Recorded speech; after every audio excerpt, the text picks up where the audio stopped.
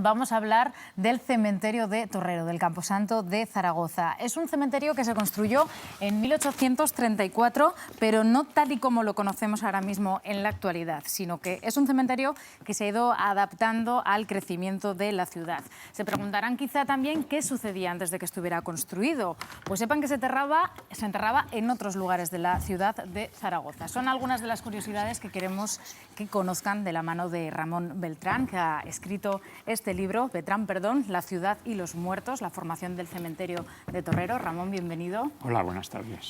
Creo que 3 años, ¿no?, invertidos además en este ejemplar, que pesa, ser, ¿eh? Pesa. Se puede decir que pesa. ¿Qué anécdotas, qué curiosidades esconde un cementerio para que se escriba un libro de todo ello? Un cementerio refleja íntegra casi la vida de la sociedad en que se produce. En el cementerio se reflejan todas las transformaciones sociales más importantes que han sucedido desde el siglo XIX. Los cementerios generales aparecen en España a comienzos del XIX, todos, el de Zaragoza en 1834, y ahí vemos pues todo, cómo evoluciona la burguesía, cómo va apareciendo el proletariado, vemos las guerras, vemos la consolidación de unos y otros en el poder. Oye, Ramón, yo vivo por la calle Predicadores, no voy a dar más señas, y creo que antes había ahí, por la calle Predicadores he dicho, antes había un cementerio ahí antes de que estuviera Torrero. Hubo dos. ¿Sí? En la parroquia de San Pablo, que era la parroquia más importante de Zaragoza, que enterraba el 30% de los zaragozanos desde el final de la Edad Media hasta 1832, tuvo hasta el siglo XVI su cementerio. Dentro de la iglesia se enterraba a toda la gente que lo pudiera pagar, que cada vez era un porcentaje mayor porque la gente hacía verdaderos esfuerzos para pagarse una sepultura. Y dentro de la iglesia pues había enterrada, era un cementerio cubierto. Fuera, en lo que actualmente es la plaza, hasta el siglo XVI estuvo el cementerio de los pobres, donde se enterraba a la gente en fosas comunes, a la gente que no podía pagar un entierro.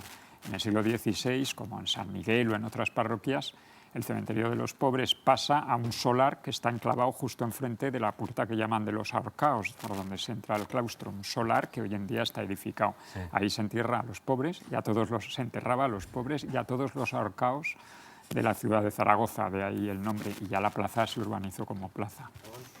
Yo soy enamorado de los cementerios y además visito casi todos los cementerios que puedo, cada uno tiene sus manías. Comentábamos antes un libro que yo te comentaba anterior, del año 91, Cuadernos de Zaragoza, mucho más pequeño que este, es un trabajo. A mí, en este tipo de libros, a ver, cuando uno va a París hay que ir a ver el cementerio de Montparnasse. Y yo a todo el mundo que va a París, que no vaya solo a ver la Torre Eiffel, que no vaya a ver Montparnasse también, porque son verdaderas obras de arte, lo que era el arte funerario de finales del 19, 20. Eso se ha perdido, aunque en Zaragoza, en el cementerio de Torrero, tenemos unos monumentos funerarios impresionantes. Es un producto de una época. Los cementerios son un producto de la burguesía conservadora que se estabiliza en el poder a finales del XIX en toda Europa, quitando París, precisamente, donde se adelanta el fenómeno a la caída de Napoleón. Incluso un poco antes es cuando empiezan a construir sus tumbas la burguesía parisina. En España, en la mayor parte de Europa, es a mitad del siglo XIX cuando el cementerio se convierte en un lugar donde se invierte en la tumba, la gente que se lo puede permitir, un escaparate social, y en toda Europa también a partir de la década de 1920, 1930, esto empieza a desaparecer y poco a poco la muerte se convierte en algo pues con mucha menos importancia representativa. ¿Qué es lo que más le ha llamado la atención buceando en esos archivos antiquísimos que están en el cementerio?